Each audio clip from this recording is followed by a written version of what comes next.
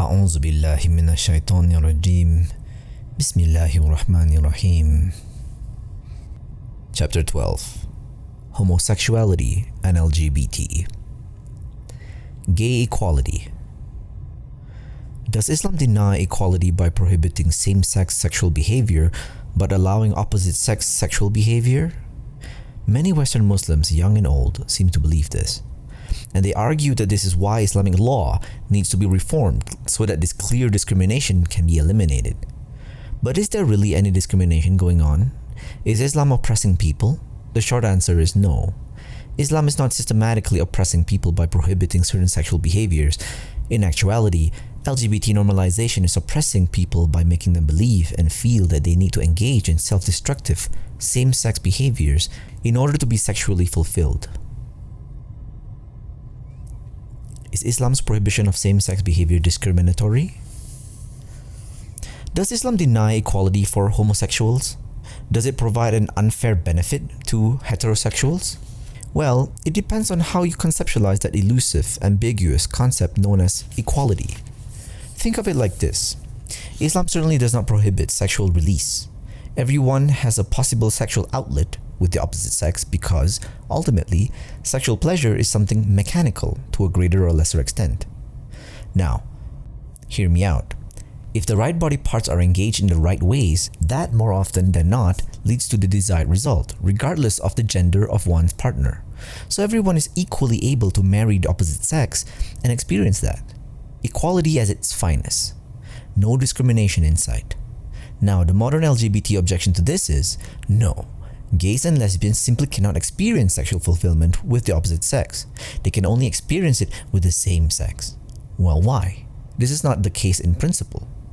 What if a man said he can only experience sexual fulfillment with supermodels, or a lady says she can only experience sexual fulfillment with millionaires? Would we think that that man and that woman were being somehow fundamentally deprived sexually if they lived their whole lives without finding their supermodels or millionaires respectively? If not, why not? Is it because we don't take their claims for what they need for sexual fulfillment seriously? Well, if we don't, why should we take the claims of self-labeled gays and lesbians seriously?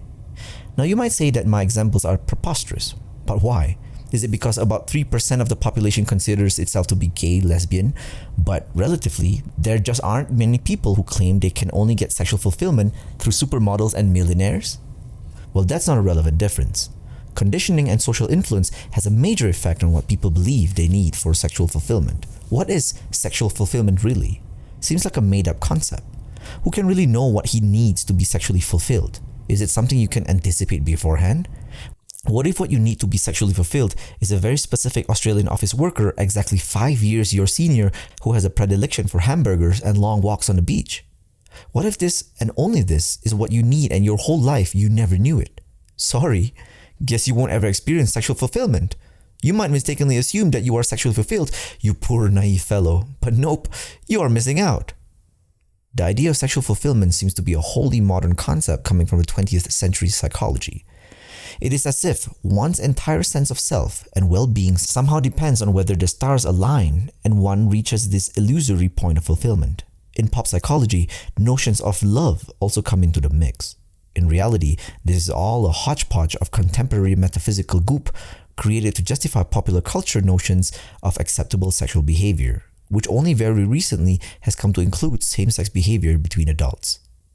Conditioning through these cultural structures is quite powerful. It sets up people's expectations for what they need to be happy. With enough media control, you could condition a good portion of the population to think that they really do need supermodels to be sexually satisfied and fulfilled. In fact, this is something that has already occurred to some extent due to pornography. Studies show that young men are less satisfied with conventional sex because pornography has completely distorted their expectations for what sexual fulfillment consists of. Their brains have been rewired due to the influence of the online stimulus. But women are not off the hook. Women's expectations of an ideal husband has also been distorted by things like Disney movies with Prince Charming, magazines, romance novels, the tendency of social media to selectively highlight happy couples doing happy things, etc. This all has an influence. Studies show how this can increase marital dissatisfaction on the part of women. The average man has a hard time living up to unrealistic, overinflated standards. overinflated standards of a romantic fantasy some women have built up in their imaginations. Women, as a result, are left unfulfilled. So in reality, sexual fulfillment is elusive for an increasingly large percentage of the population, far greater than the percentage of those who believe that only the same sex can provide them sexual satisfaction. But do we think people are truly being deprived? Do we believe that all these peoples are victims of oppression or systematic inequality that allows some people to experience sexual fulfillment but not others? Is there really discrimination run amok? Of course not. People's expectations just need to be adjusted. This is how the Islamic prohibition of same-sex behavior does not discriminate. In the Islamic conception, it is understood that people can experience all kinds of desires, shahwat. But in most cases, these desires cannot or should not be pursued or fulfilled. This includes same-sex desires, incestuous desire, bestiality, etc. In context of such a panoply of diverse desires, it would be strange to fixate on one particular desire or set of desires and claim that one can only be sexually fulfilled if that particular desire is met. Who says? Whether that desire is for supermodels or millionaires, the expectation is that one must control that desire. If it can be fulfilled and it is a permissible desire to fulfill, then fine. Then one must simply exercise self-control. This requirement for self-control is only oppressive and discriminatory if one has decided a priori that fulfilling said desire is a fundamental necessity for sexual fulfillment, etc., etc. Who gets to decide that? As we have seen, such a claim is tenuous at best for numerous reasons. Can those with same-sex desires adjust their expectations and mindset? What I mean by this, can those with same-sex desires get rid of the expectation that they can only experience sexual fulfillment by being intimate with someone of the same sex? It might be difficult, but it is not impossible.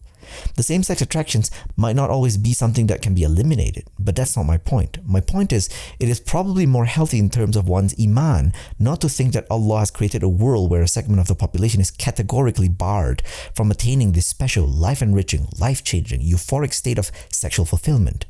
If you do think in those terms, then it becomes very difficult not to see God as unjust or Islam as not discriminatory. It all goes back to how sexual fulfillment is defined and delineated. Ultimately, a lifetime of conditioning is a difficult thing to counteract, but there are resources to help. At the end of the day, however, Islam is not systematically oppressing people by prohibiting certain sexual behaviors. LGBT normalization is oppressing people by making them believe and feel that they need to engage in self-destructive same-sex behaviors in order to be fulfilled. By the way, it is a real shame that the US Supreme Court did not pursue this line of reasoning in their ruling on same-sex marriage in 2016. Even the dissenters in the Obergefell case did not seriously question the other side's charge that prohibiting same-sex marriage would be discrimination and hence a violation of the 14th Amendment. Technically, it is a discrimination, but so are laws that allow 16-year-olds to drive but not 15-year-olds. The question is this the kind of discrimination that causes unnecessary harm and disadvantages people in debilitating ways while not serving an overall greater interest for the individual and society overall? The answer to that obviously depends on how we are conceiving harms and benefits. But in light of religious understandings of sexuality, it is fairly easy to understand these things in a way that makes the answer to the question a resounding no. If we don't support LGBT rights, we will lose Muslim rights? False analogy. LGBT groups advocate for Muslim rights, therefore Muslim groups should advocate for same-sex marriage, transgender bathroom bills, pronoun preference, etc. Why is it a false analogy? Because the particular Muslim rights LGBT groups advocate for are not contrary to the LGBT ideology. Muslims being able to build mosques is not contrary to the LGBT ideology. Muslims not being banned from travel to the US is not contrary to LGBT ideology, etc. But same-sex marriage, the dissolution of gender norms, the promotion of LGBT lifestyles are contrary to Islam. So it's nowhere close to being a fair deal. If we want to make this a fair situation, we would have to see if LGBT groups are willing to support Muslim causes and Islamic principles that do contradict LGBT ideology. For example, are LGBT allies willing to support Muslim events and causes that reinforce Islamic gender norms? For example, would they be willing to co-sponsor events, education, material that promote within the Muslim community the traditional Islamic role of women as mothers and men as breadwinners? Would they be willing to sponsor policies in Muslim countries that contravene liberal views on gender equality? For example, laws that prohibit Muslim women from marrying non-Muslim men, laws that uphold the Sharia's distribution of inheritance between the genders, etc. In fact, to make it perfectly analogous, LGBT groups should support Muslims' upholding of Islamic sexual norms, including the prohibition of same-sex behavior. That would make it a true I scratch your back, you scratch my back situation.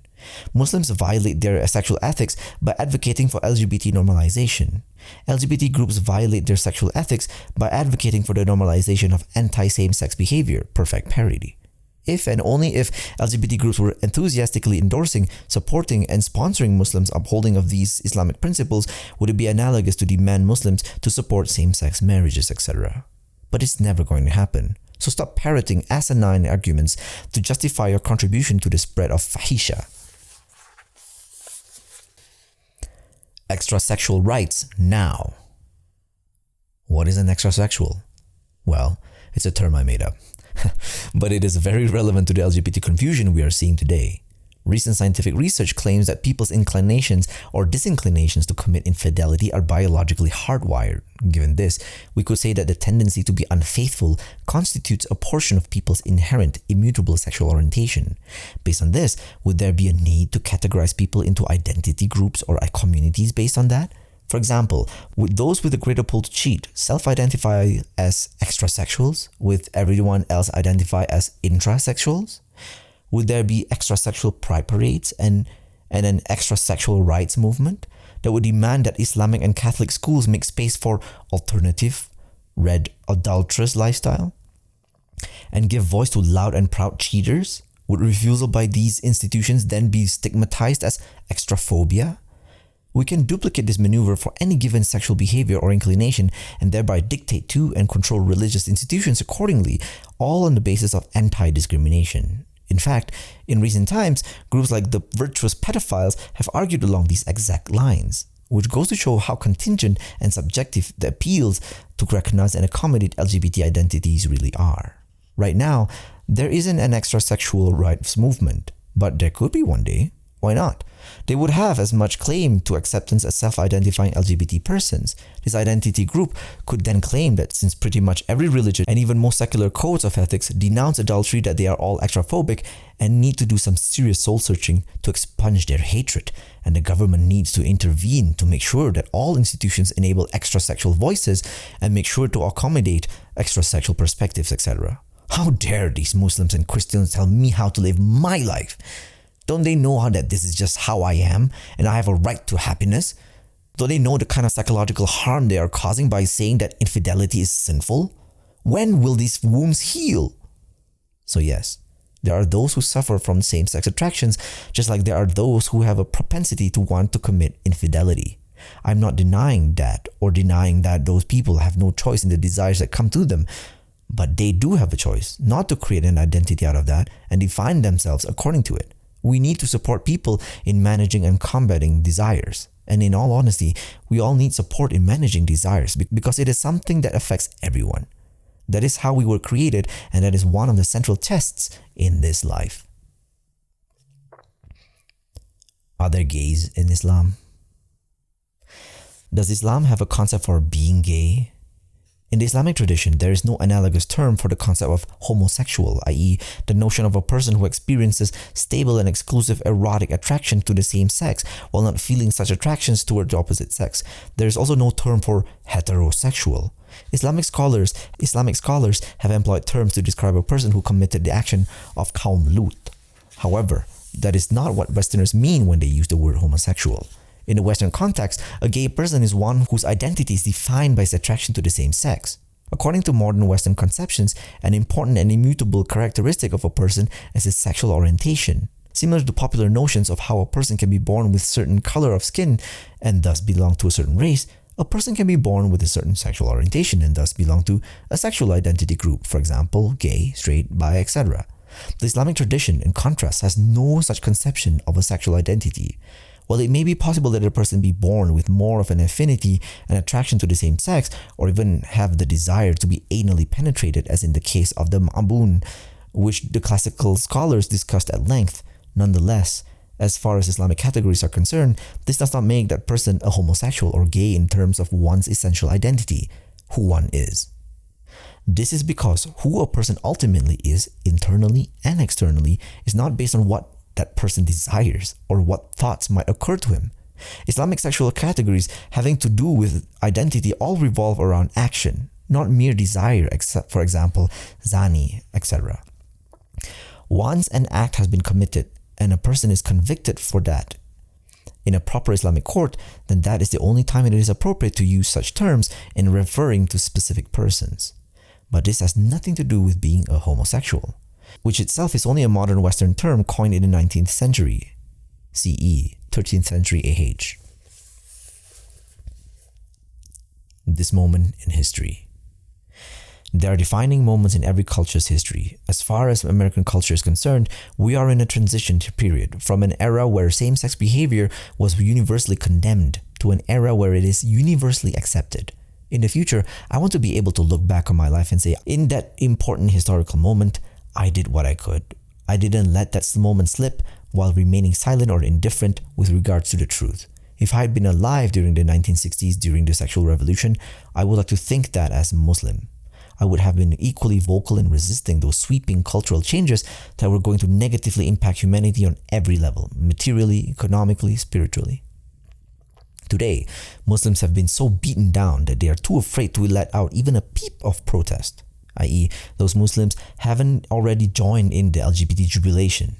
Sure, people say that to oppose this cultural revolution is to be homophobic and insensitive, but we don't have to accept that narrative or let it define us. We should forcefully oppose it and assert that Muslims can be principled about this issue. For those who are constantly preaching the importance of American Islam and how Islam needs to be relevant and part of the wider American cultural conversation and how Muslims need to be a prophetic voice for all, now is the perfect opportunity. A historical moment of great significance, yet they make every lame excuse to remain inactive and silent. Chief among those excuses, look, we are a minority. Most people here aren't Muslims. We can't expect others to accept our moral values. If we speak out, there will be backlash. This issue is not a priority, etc., etc. As I have said over and over again, the only public issue Muslims have proven to care about is Islamophobia and racism, because that's the only social issue that directly impacts Muslim comfort levels, and it fits in with a very popular national narrative. And I'm not saying that that isn't a worthwhile cause, but there are other issues that are far more negative in terms of sheer number of lives destroyed, both Muslim and non-Muslim, that many Muslims don't speak out on, or advocate for, or even have on their radar. When was the last time you heard American Muslims on a national level as Muslims protest zina and rampant atheism, or the surveillance state and domestic spying? How about Wall Street corruption? How about alcoholism and drug use? How about single parenthood and abortion? Usurious banking and financial structures, militarization of the police force, the dissolution of stable families, and the epidemic of institutionalization and assisted care. Rampant consumerism? Are any of these issues important enough for Muslims to come out and say, we as Muslims do not stand for this? Or is the only time we find a collective voice is when we are apologizing and offering condolences for some mass shooting, and only then because we want to avoid backlash? So it's not really a surprise that some Muslims have decided to sit back and watch things from the sidelines yet again. But the next time I get lectured at by a Muslim leader on the importance of being principled and following in the footsteps of Malcolm X or Muhammad Ali, I will know what all the bluster really amounts to. You want to claim Malcolm X and Muhammad Ali for yourself, but you don't want to face the unpopularity, the hardship, the backlash that they faced. Okay. Sadaqallahul Azim.